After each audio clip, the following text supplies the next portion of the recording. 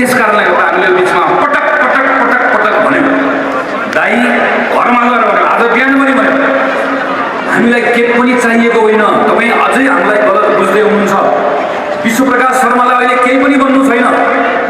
मैले आज बिहान पनि घरमा गएर मलाई गएर भनेको छु, विशेष महाधिवेशनको हलबाट एउटा अन्तरिम नेतृत्व छानौँ, जसलाई छाने पनि हुन्छ।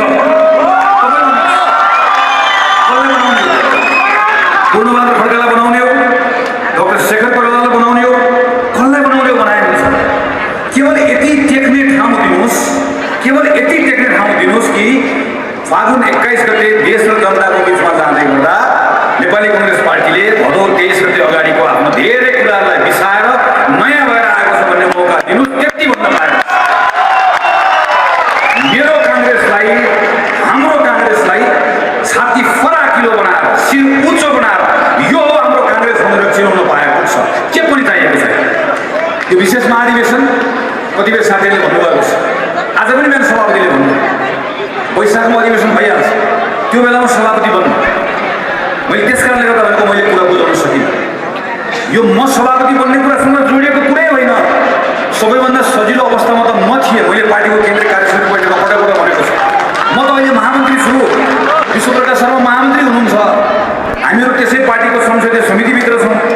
हामीलाई चुनाव लड्छु भन्दै गर्दा 4वटा 5वटा 6वटा 7वटा ठाउँबाट साथीहरूले मेरो क्षेत्रमा चुनाव लड्दियो भनेर बोलाएकै छन्, माया गरेकै छन्। हाम्रो बारेको चिन्ता हो र? हामी अहिले हामी बाहिर सडकमा छैनौँ भने अहिले पनि हामी पदमा छौँ।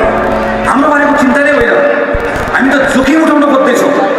मलाई के साथीहरूले के सुझाव दिइराख्नु भएको थियो भने यो चुनाव त कांग्रेस गयो, बरु तिमी चुप लागेर बस, सबै सभापतिको टाउकोमा हाल्यौ, नीति पनि फेरिएन, नेतृत्व पनि फेरिएन, त्यस कारणले गर्दा चुनाव गयो भनेर भन्न तिमी कुरेर बस, आफू चुनाव जित्नतिर लाग, चुनाव जितेर आओस्, कांग्रेस सानो हुन्छ, त्यसपछि गएर वैशाखको महाधिवेशनमा अब म चाहिन्छ भनेर आऊ।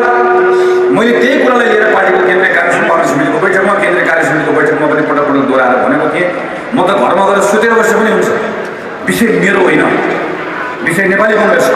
मैले समाचार सुने, नेपाली कांग्रेस पार्टीको केन्द्रीय कार्यसमितिको बैठकले 2 जना महामन्त्री र सहमन्त्री निकाल्यो। तपाईँको प्राइभेट कम्पनी हो निकाल्नलाई।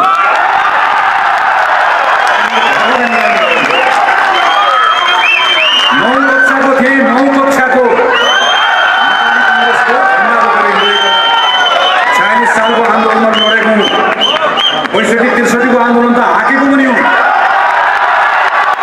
र 2488 जना महाधिवेशन प्रतिनिधि जम्मा भएको हल हो यो।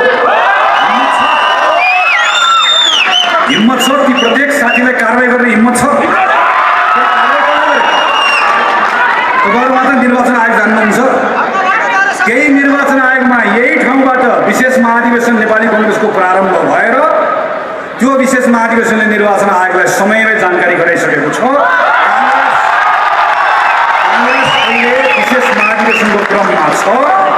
हाम्रो केन्द्रीय कार्य समिति श्री शेरबहादुर देउवाको नेतृत्वमा रहेको केन्द्रीय कार्य समिति भङ्ग भइसकेको छ।